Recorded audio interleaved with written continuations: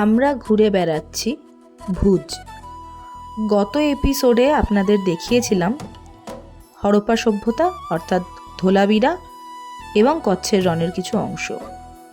বর্তমানে আমরা প্রবেশ করেছি ভুজের স্বামী নারায়ণ মন্দিরে। প্রবেশদ্বার দেখা গেল কিছুক্ষণ আগেই।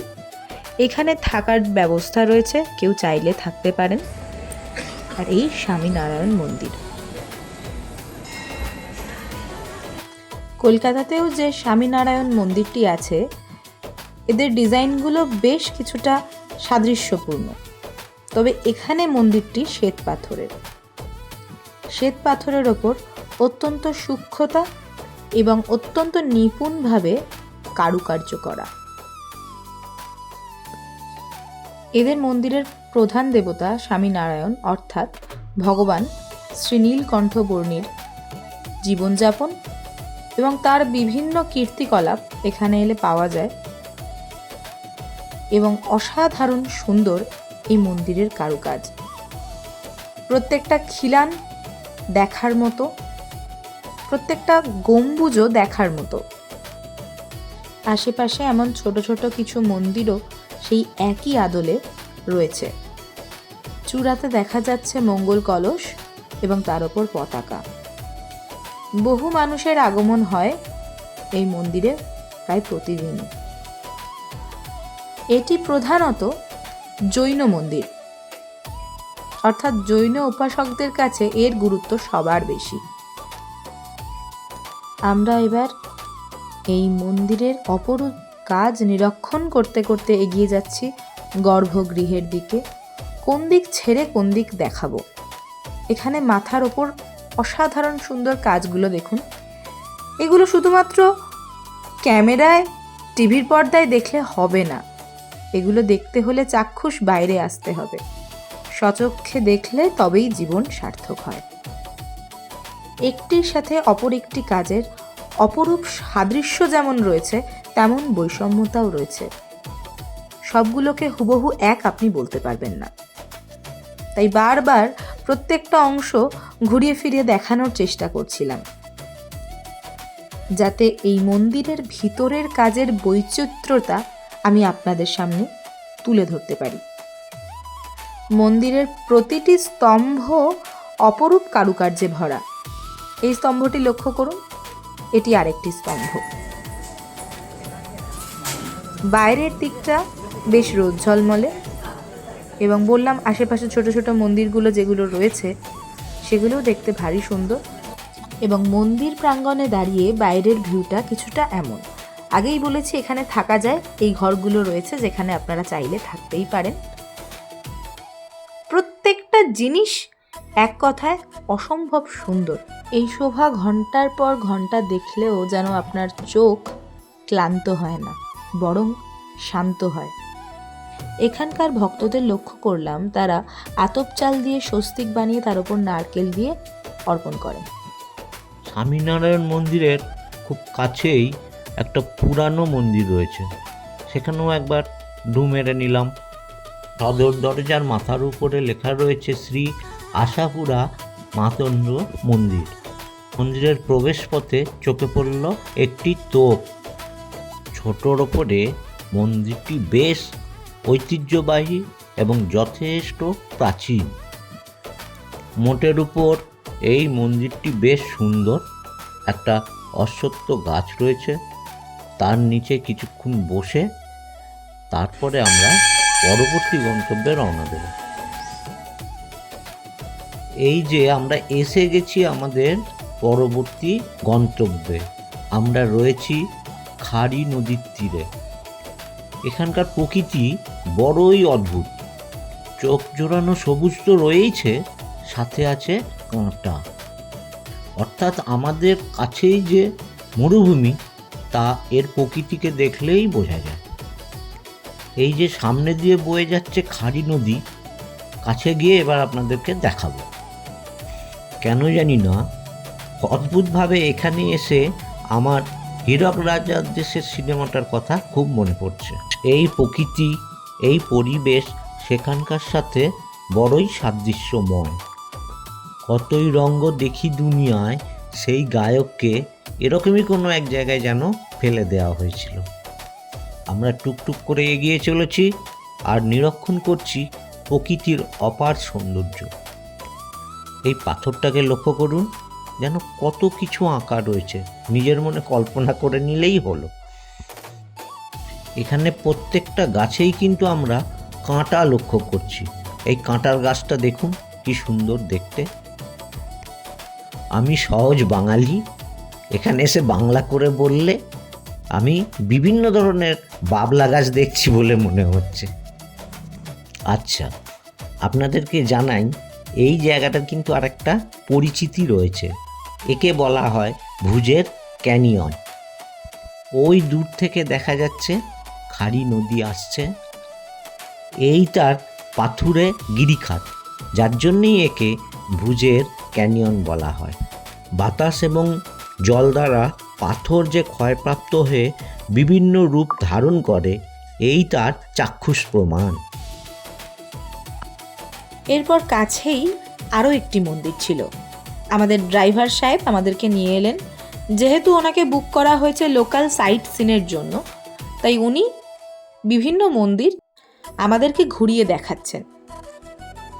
এই মন্দিরটিও ভারী সুন্দর, তবে এটি প্রাচীন নয়, আধুনিক যুগের। মানে ভুজে এলে আপনারা প্রাচীনের সাথে আধুনিকতার এক অদ্ভুত সামঞ্জস্য পাবেন, অদ্ভুত মেলবন্ধন পাবেন। বেশ কিছু সিঁড়ি রয়েছে, ভেতরে রয়েছে গর্ভগৃহ। এ মন্দির আদতে বড়ই নতুন, কারণ এখনও এখানে পালিশের কাজ চলছে। কাঠের দরজা, এবং সেই দরজায়ও খচিত কাজ খুবই সুন্দর। এই যে পালিশ চলছে বলছিলাম, এই দেখা যাচ্ছে। যাক, এবার যাব নতুন জায়গায়। 18 শতকের এক বিশেষ ঘটনার সাক্ষী এই জায়গাটি। রাজপুত জাদেজা রাজা রাও লাখপতজির ছত্রী বলা হয় এটাকে। জাদেজা বংশের শেষ শৌর্যশালী রাজা ছিলেন রাও লাখপতজি। তার মৃত্যুতে তার 15 রানী একই সাথে চিতায় সতী হন। যে সতীদাহ প্রথা নিয়ে আমরা এত লেখালেখি পড়ে এসেছি, একসময় বাংলারই রাজা রামমোহন রায় যে প্রথাটিকে বন্ধ করেন, এখানে কিন্তু সেই প্রথার জ্বলন্ত উদাহরণ দেখা যায়।